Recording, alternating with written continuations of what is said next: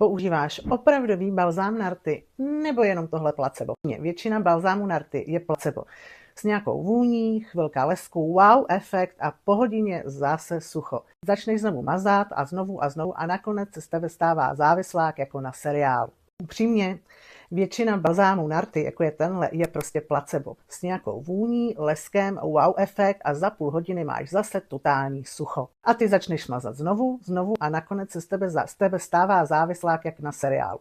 Tyhle běžný balzámy většinou dělají na rtech jenom voskový kabát. Nehydratujou, většinou jenom kloužou a jakmile se setřou, ještě víc máš pocit větší suchosti. A tenhle fešák, a spoustu z vás už ho zná, z jader broskví a meruněk to fakt zvládá.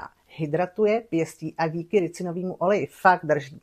A to nejlepší, nakonec, zaktivuje tvůj vlastní pigment, takže ani vlastně žádnou rtěnku nepotřebuješ.